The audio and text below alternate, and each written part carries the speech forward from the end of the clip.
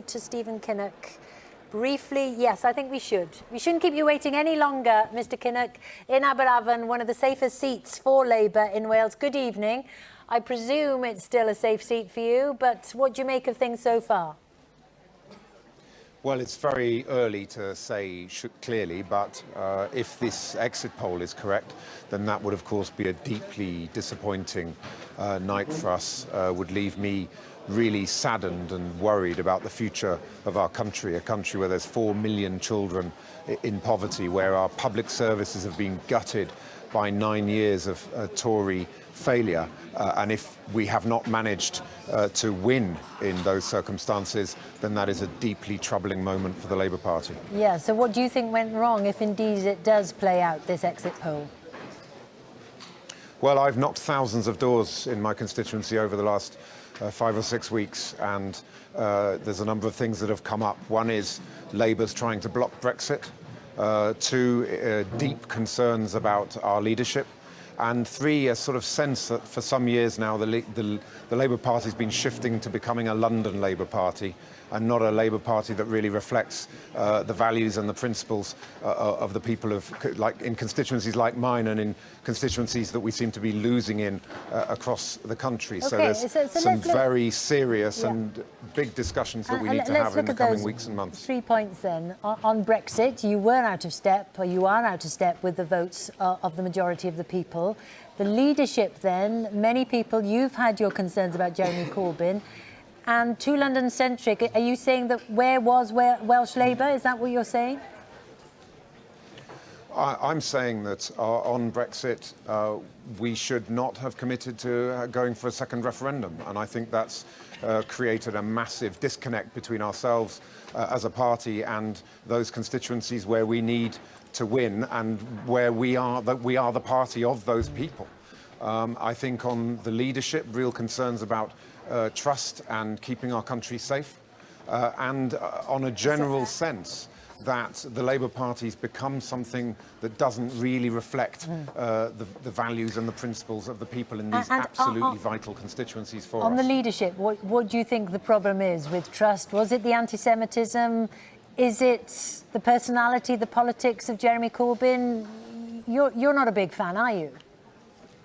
Well, I think that the issue of Brexit and the issue of trust in our leadership got completely mixed together. And people said, well, if we can't trust you to deliver on what we voted for in 2016, can we really trust you to deliver on anything else? And can we trust you to keep our country safe? So I think it's impossible to disentangle the issue of Brexit from the issue of the leadership.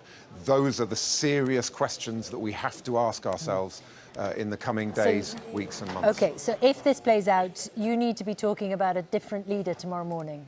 Or should he just go? Should Jeremy Corbyn, if this is the result, will he have a choice? Look, leaders are judged by their results. And this is, if this exit poll is true, it's a disastrous result for us and for the country. I'm sure that Jeremy will be considering his position if the exit poll is indeed correct. And you'd urge him to do so? If this exit poll is correct, I would certainly urge him to do that. But it's really important that we don't just think this is about the leader. This is about a much broader issue of leadership and about what our party means to the country, what it means to be a party that's actually going to win the support of the British people again. We have to be the party of Blythe Valley just as much as we have to be the party of Brighton. And if we start to look like we're only standing up for one half of our country, we will never get the keys of number 10 Downing Street again. So are you saying you've worried too much about the metropolitan elite, the trendier left-wingers, rather than the heartlands? Is that what you're saying? Again, I think that's all mixed up in the issue of Brexit, because fundamentally I think people are looking for respect for our democracy and they're looking for fair play. And when you lose, you have to take it on the chin. You've got to find a compromise, and people expect Parliament to find a compromise that can bring the country back together again. We should have stuck to our guns from what we said in 2017, which is that we would respect the result of the referendum, get a good deal and leave on that basis. I think if we'd managed to do that, taken the compromises that were on offer, we would have then been able to fight a general election on the NHS, on the number of police on our streets, on the fact that there are 4 million children in poverty in this country, on the fact that the Tories are destroying our public services, but the fog of Brexit hung over everything. So will Jeremy Corbyn be your leader, do you think, in a week's time? Look, I think he has to seriously consider his position because I don't think that a leader who's lost 2 elections can seriously just stand up and pretend that nothing has happened. But I don't want to preempt that. What I want to do is have a profound and serious discussion about the purpose of our party and the fact that we have to be a whole nation party.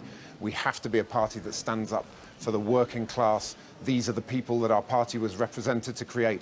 It's great that we have people in London and Brighton and other places voting for us.